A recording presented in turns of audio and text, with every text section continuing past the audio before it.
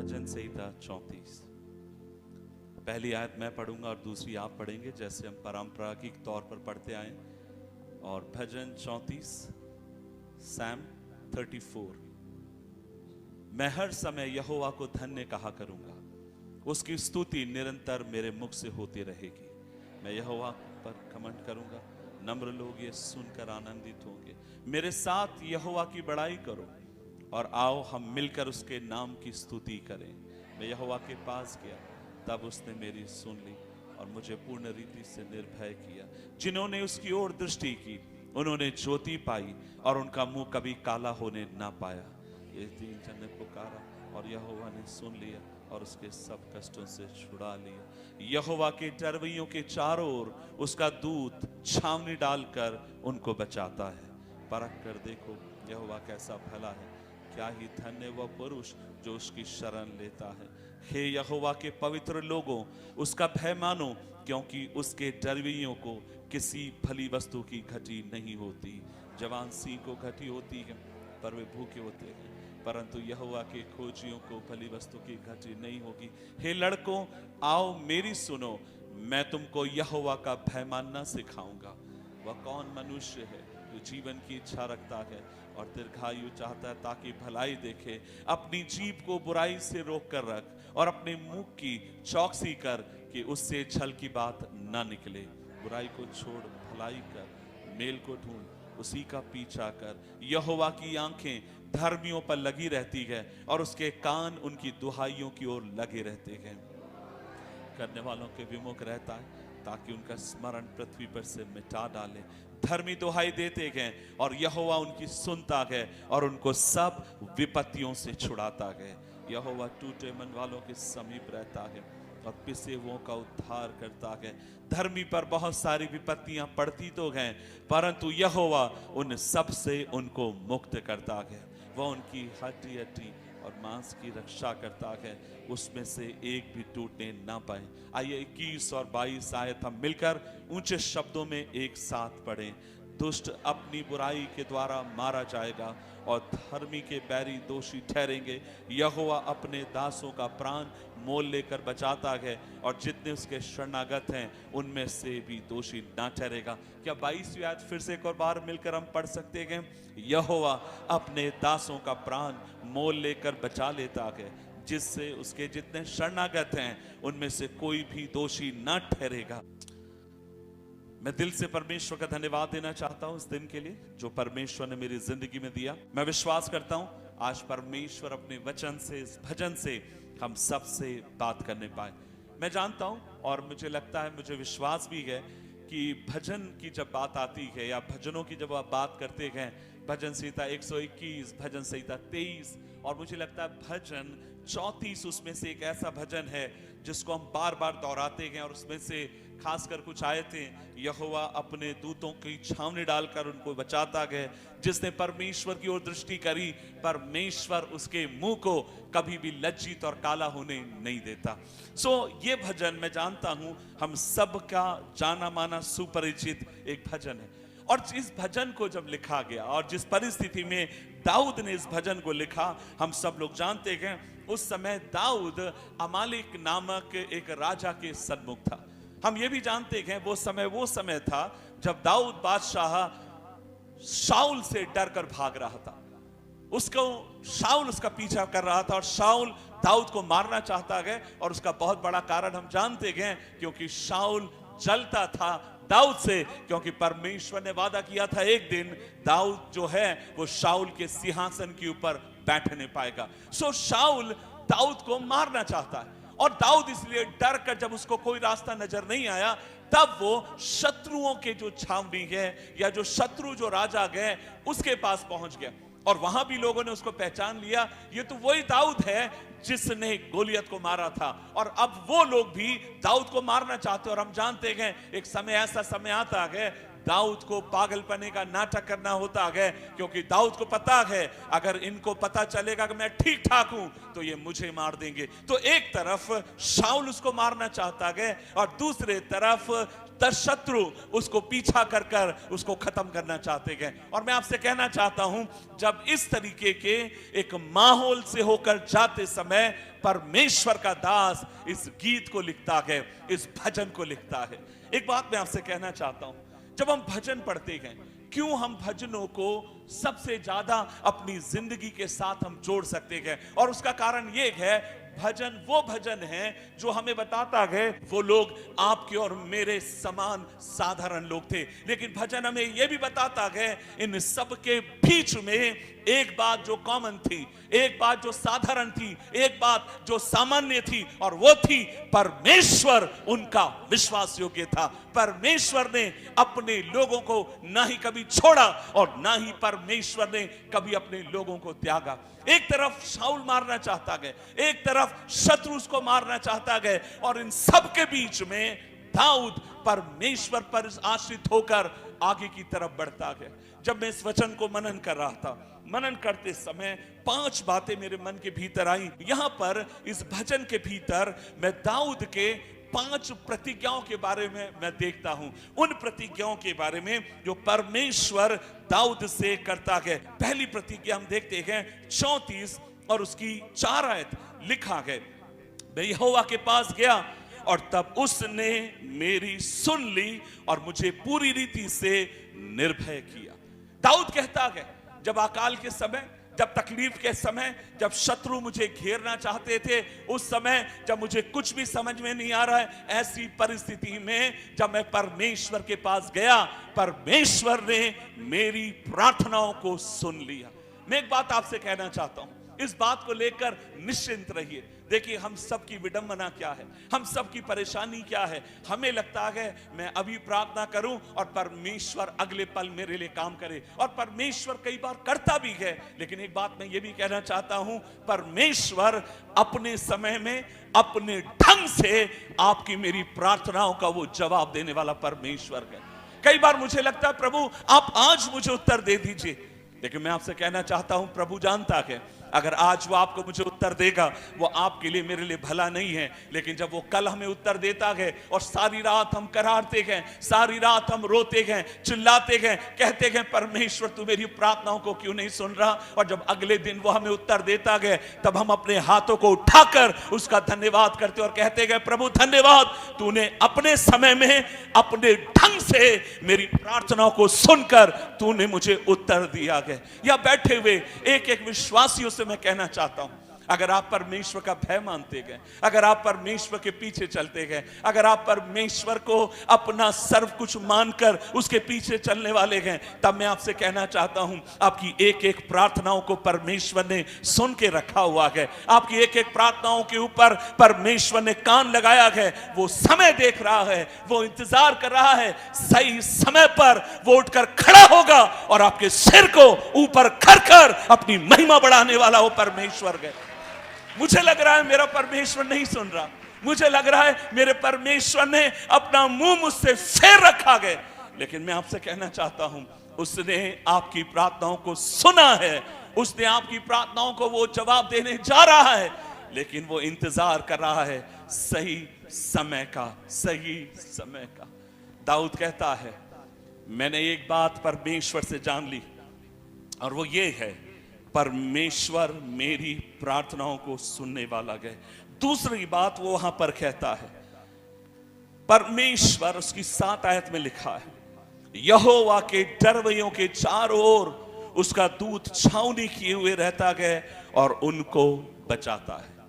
दाऊद कहता है परमेश्वर के दूत, दूसरा वादा वहां पर वो कहता है परमेश्वर संकट के समय में अपने दूत भेजकर हमारे शत्रुओं से हमारी रक्षा करते हैं। मैं लगातार यात्रा में रहता हूं और मैं एक बात आपसे कहना चाहता हूं, मैं परमेश्वर के हाथ को कई बार यात्राओं में मैं देख सकता हूं। कई बार ऐसा समय आया जब मुझे लगा सब कुछ खत्म हो गया, और तब मैं आपसे कहना चाहता हूं मैंने परमेश्वर के हाथ को वहां पर देखा। मैंने स्वर्गदूतों को इन नग्न आंखों से तो मैंने नहीं देखा, लेकिन मैं इस बात का आभास कर सकता था अगर आज मैं अगर जीवित हूं तो परमेश्वर ने अपने दूतों को भेजकर हमारी रक्षा करी। हम सब कई बार डर जाते हैं जब हम आज का समय में जिस समय हम जी रहे हैं, जब हम न्यूज देख रहे हैं, जब तमाम प्रकार की बातों को हम देख रहे हैं, मसीहों के ऊपर बढ़ने वाले हमले के बारे में जब हम सुनते गए, और मैं आपसे कहना चाहता हूं हम सब घबरा जाते हैं। लेकिन एक बात आपसे कहूं, हमारे पास दो विकल्प है, या तो हम डर के ऊपर विश्वास करें या हम इस बात के ऊपर विश्वास करें, मेरे परमेश्वर ने मुझसे वादा किया है, उसके दूत मेरे चारों ओर छावनी डालकर मेरी रक्षा करने के लिए विश्वास योग्य है। कहना चाहूंगा जो माँ बाप है, आपसे कहना चाहूंगा, जब आपके बच्चे आपसे दूर हैं या आपके बच्चे दूर जाने की तैयारी कर रहे हैं, कोई पढ़ने जा रहा होगा, कोई कॉलेज में जाएगा, कोई विदेश की तैयारी कर रहा होगा, या परमेश्वर की जो योजना उनकी जिंदगी में है, परमेश्वर उसको पूरा करने के लिए आपसे थोड़े समय के लिए उनको दूर लेकर जा रहा होगा, और तब मैं आपसे कहूंगा आपके पास दो विकल्प है, या तो आप डर के मारे आप बैठिए और उनको फोन करके डराइए, या दूसरे तरफ जब आप उनको फोन करें तो ये बताइए, बेटा डरना नहीं, हम तेरे साथ नहीं है, लेकिन तेरा परमेश्वर तेरे साथ साथ है, तेरा परमेश्वर का दूत तेरी रक्षा करेगा, परमेश्वर तेरे साथ रहेगा, परमेश्वर तुझे ऊंचा उठाएगा, परमेश्वर तेरी रक्षा कर कर तुझे सावधानी के साथ तेरी मंजिल तक पहुंचाने के लिए विश्वास योग्य है। किस विकल्प को हम चुनना चाहते हैं वो हमारे हाथ में। तीसरी बात, वहां पर दाऊद परमेश्वर के वचन में कहता है 34 और उसकी 10 आयत लिखा गए, जवान सिंह को घटी होगी और वे भूखे भी रह जाते हैं, परंतु यहोवा के खोजियों को किसी भली वस्तु की घटी नहीं होगी। तीसरा वादा परमेश्वर हमसे करता है और वो ये है, परमेश्वर हमें घटी और कमी होने नहीं देगा। हम उससे होकर जाएंगे, हम उससे होकर हमें निकलना भी पड़ेगा। कई बार ऐसा एक समय आएगा जब हमें लगेगा जैसे मानो कहां से रास्ता दिखेगा, कहां से कल क्या होगा हमें मालूम नहीं है। और एक बात आपसे कहूं, परमेश्वर की इस प्रतिज्ञा को ले लीजिए, जवां सिंह जंगल में जो राजा है ना, वो भूखा रह सकता है, लेकिन परमेश्वर मेरे बच्चों को, मेरी जिंदगी को भूखमरी में रहने नहीं देगा।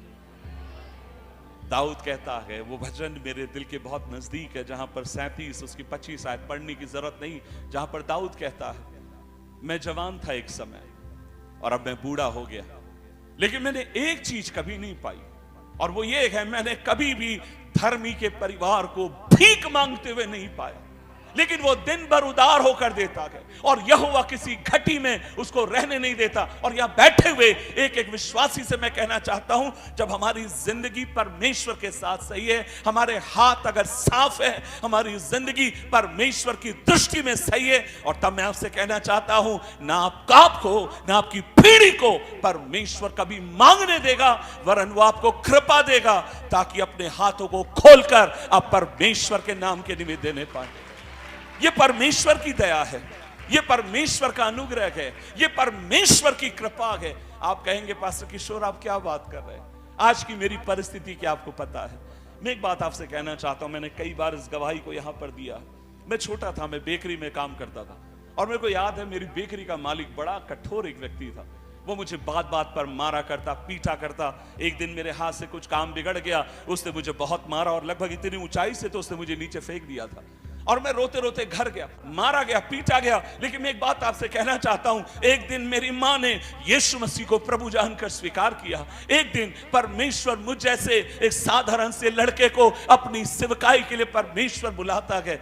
आज से लगभग 3 साल पहले की बात है, 3 या 4 साल पहले की। मैं आंध्र प्रदेश में एक कन्वेंशन में प्रचार करने के लिए गया, और शाम के समय, मेरे ख्याल से दोपहर के समय, बाइबल क्लास के बाद मैं अपने जिस जगह रुका हुआ था वहां पर वापस आया। मैंने अपना फोन उठाया, उस समय मैं अपना फोन लेकर नहीं गया था, और जब मैं रूम में वापस आया, मैंने देखा मेरे फोन पे कम से कम 25 से 30 मिस कॉल पड़े हुए। मैं डर गया, मैंने कहा किसने कॉल किया, मैं घबरा गया। मैं सोचा इतने कॉल कौन करता है, और जब मैंने कॉल बैक किया, और तब वहां से एक लड़के ने, मैंने बोला आप कौन, आपने 30 कॉल कम से कम मुझे किए होंगे, माफ करना मैं था नहीं, आप कौन है? मैं डर गया हूं, आप बताइए आपने इतने कॉल क्यों किए? और तब उन्होंने कहा भाई किशोर आप मुझे पहचाने? मैंने कहा नहीं पहचाना। और तब उन्होंने कहा आप जब छोटे थे ना, हमारी बेकरी में काम करते थे, और मैं आपकी बेकरी मालिक का दूसरे नंबर का लड़का मैं बोल रहा हूं। और तब मुझे याद आया, ये तो उसी बेकरी का मालिक का बेटा है जहां मैं बचपन में काम करता था। मैंने उससे बोला आपने मुझे कैसे कॉल किया, और तब मुझसे उसने कहा पास्टर भाई किशोर मैं एक निवेदन आपसे करता हूं, प्लीज आप मना मत करना। मैंने कहा क्या बात है? उन्होंने कहा मेरी पत्नी इस समय अस्पताल में एडमिट है और उसको 50,000 रुपए मुझे डॉक्टर को देने गए, मैं चारों तरफ गया हूं, मुझे कहीं से रास्ता नजर नहीं आ रहा, तब मुझे आपका नंबर मिला है, क्या आप मुझे 50,000 रुपए मदद कर सकते हैं? मेरे पास नहीं था। मैंने उससे बोला भाई असलम मेरे पास नहीं है, लेकिन मैं प्रार्थना जरूर कर सकता हूं। उन्होंने कहा 20 आप दे सकते हैं? मैंने कहा 20 भी नहीं है। उसके बाद उसने फोन रख दिया और फिर कभी कॉल नहीं किया। और रात में जब मीटिंग से वापस आकर मैं अपने होटल रूम में लेटा हुआ था और तब मैं याद कर रहा था उन बेकरी के दिनों को, उन दर्द को, उन तकलीफों का, और मेरे मन के भीतर आया आज परमेश्वर ने परिस्थिति बदल दी।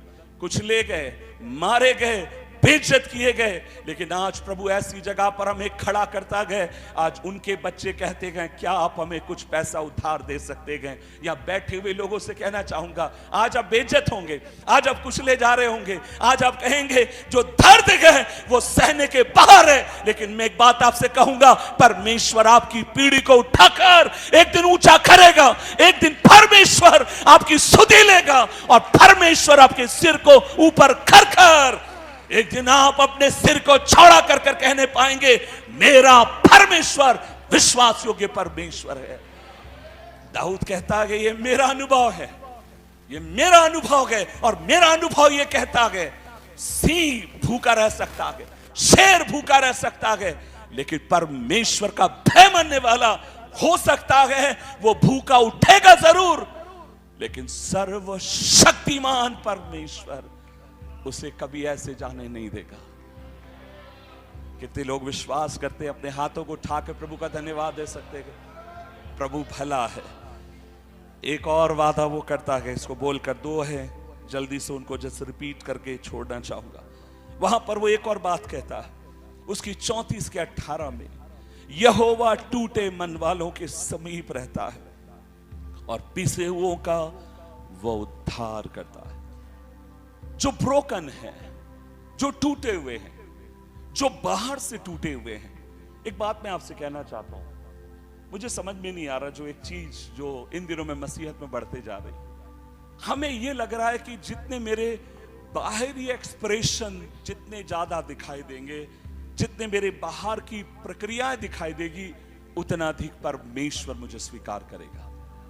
मैं एक बात आपसे पूछना चाहता हूं, जब हन्ना परमेश्वर के भवन में गई, क्या वो बहुत कूद रही थी या वो इतना कूद रही थी कि पीछे से सामने कुचलकर कब वो आ गई किसी को पता ना चला?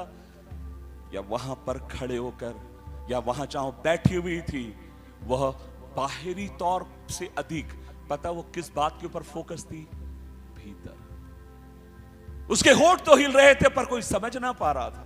यहां तक कि उस समय का याजक कहता गया तू शराब के नशे में बैठी गए, तो इसका मतलब यह था याजक भी उसको समझ ना पाया। लेकिन एक बात आपसे कहूं, टूटे मन को तुच्छ कभी ना जानने वाला परमेश्वर हन्ना को देख रहा था, हन्ना को समझ रहा था। एक बात आपसे कहूंगा, आप यहां पर एक ऐसी बहन होंगी, आप बहुत दुखी, आप एक ऐसे भाई हैं बहुत दुखी है और आप मन में कुड़ रहे हैं, आप रो रहे हैं, शायद आप खड़े हैं और आप आराधना नहीं कर पा रहे, आप खड़े गए, शायद आपके आंसू नहीं रुक रहे हैं और तब आपको लगेगा कोई मुझे नहीं देख रहा। मेरे भाई, हम यहां किसी को दिखाने थोड़ी ना आते गए, तेरा परमेश्वर तेरे दिल को देख रहा है, तेरा परमेश्वर तेरी जिंदगी को देख रहा है और परमेश्वर कहता है जिसका दिल टूटा गया मैं उसके निकट रहकर चलने वाला परमेश्वर हूं।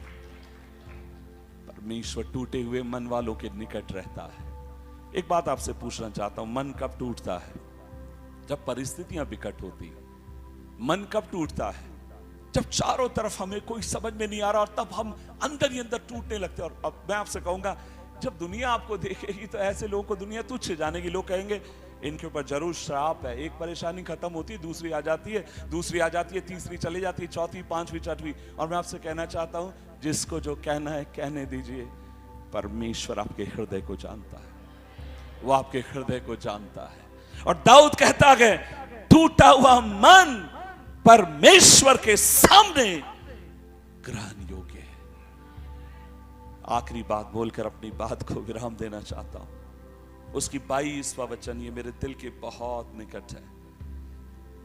यहोवा अपने दासों का प्राण लेकर उनको मोल लेता है, और जितने उसके शरणागत हैं उनमें से कोई भी दोषी ना ठहरेगा।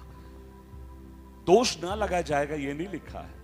एक चीज मैं आपसे कहना चाहता हूं, जितने भी परमेश्वर के भक्त हैं या जो भी परमेश्वर के साथ चलना चाहते हैं, एक चीज के लिए आप हमेशा तैयार रहिए, और वो है आपके ऊपर तरह तरह के आरोप लगाए जाएंगे। आपको घमंडी बोला जाएगा, आपको कठोर बोला जाएगा, आपको मौका परस्त बोला जाएगा, आपको बहुत कुछ बोला जाएगा। लेकिन एक बात मैं आपसे कहना चाहता हूं, जिसको जो बोलना है, जिसको जो समझना है समझ लीजिए। लेकिन परमेश्वर क्या कहता है? परमेश्वर कहता है अगर आप उसके दास हैं तो आप मोल लेकर खरीदे गए, आप दाम देकर खरीदे गए। जितने उस पर भरोसा रखते गए, उसके शरणागत हैं, परमेश्वर उनको सारे आरोप से एक दिन बरी कर देगा। परमेश्वर सारी उनकी निंदा हटाकर उसको आनंद में बदलने के लिए विश्वास योग्य है। दाऊद कहता है मैंने अंधकार में दो चीज सीखी, मैंने विरोध के बीच में दो चीज सीखी। जब शाऊल मुझे मारना चाहता गए, दुश्मन मुझे मारना चाहता गए, सब कुछ लगा जैसे खत्म हो गया, और तब मैंने कुछ बातों को सीखा। और पहली बात मैंने सीखी, परमेश्वर मेरी प्रार्थनाओं को सुनता है, परमेश्वर मेरी रक्षा करता है, परमेश्वर मेरे लिए मुहैया कराता है, परमेश्वर टूटे दिल वालों के निकट रहता है, और एक दिन परमेश्वर मेरी हर एक बेइज्जती को हटाकर मेरी इज्जत को बढ़ाने वाला मेरा परमेश्वर है। और कितने लोग इस बात पर विश्वास करते गए? जोरदार ताली बजाकर क्यों ना परमेश्वर का धन्यवाद करें। आइए मिलकर अपनी आंखों को बंद करें, हम परमेश्वर से प्रार्थना करें। मैं चाहता हूं एक क्षण के लिए अपनी आंखों को बंद करें। मुझे नहीं मालूम आप किस परिस्थिति से होकर जा रहे हैं, लेकिन ये परमेश्वर का पवित्र वचन है। ये आपके लिए मेरी बहन, ये आपके लिए मेरे भाई। आप अगर डरे हुए हैं तो प्रभु कहता है डर पर भरोसा मत रख, मैं तेरी रक्षा करूंगा।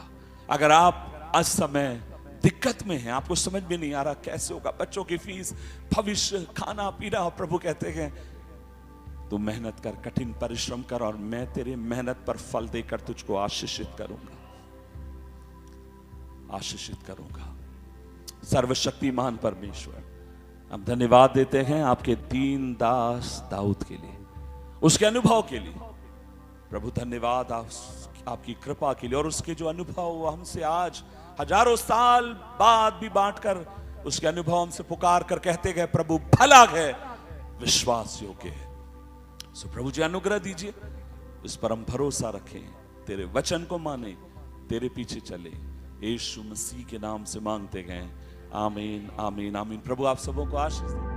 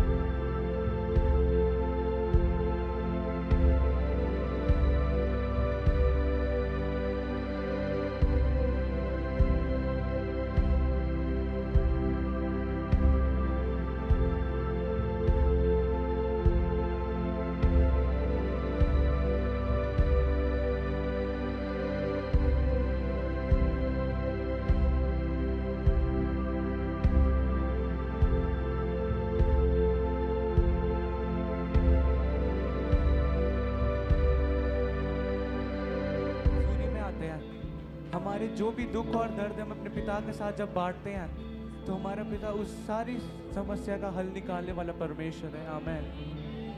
चाहे कोई भी दुनिया की ऐसी संसारिक चीज़ हो जो हमें अंदर से तोड़ के रख देती है, लेकिन उस सब का जवाब हमारे उस पिता के पास है।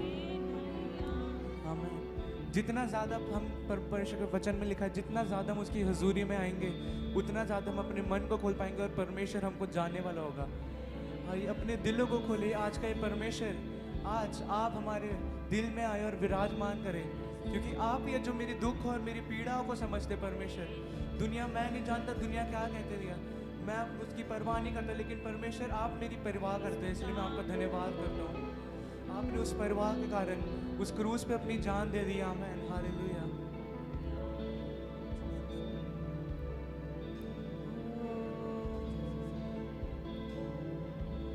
मेरा पिता है कामिल खुदा, नजरें मेरी तुझ पर रहे, है यही दुआ।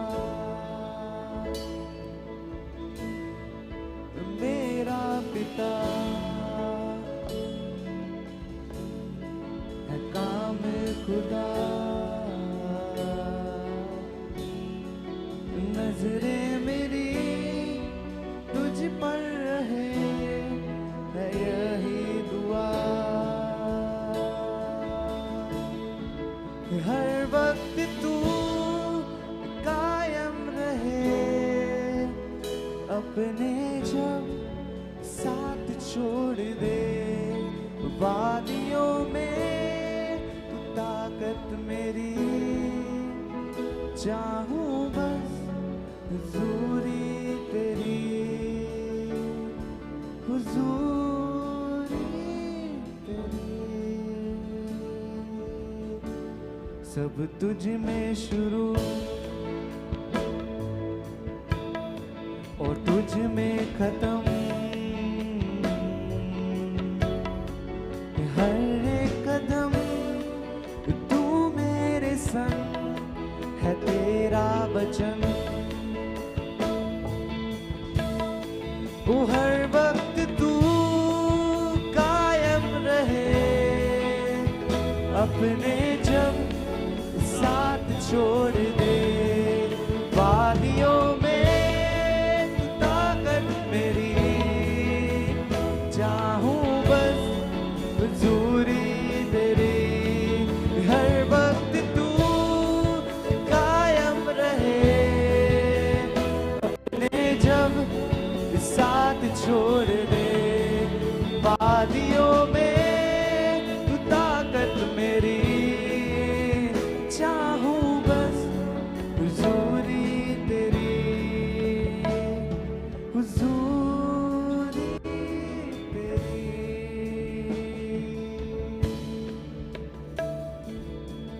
जाऊं वापस अदन में, दिन के ठंडे पहर में, तेरे चेहरे को निहारूं, तुझसे बातें करूं मैं। जाऊं वापस अदन में,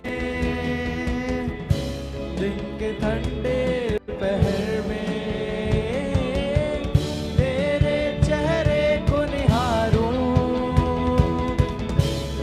से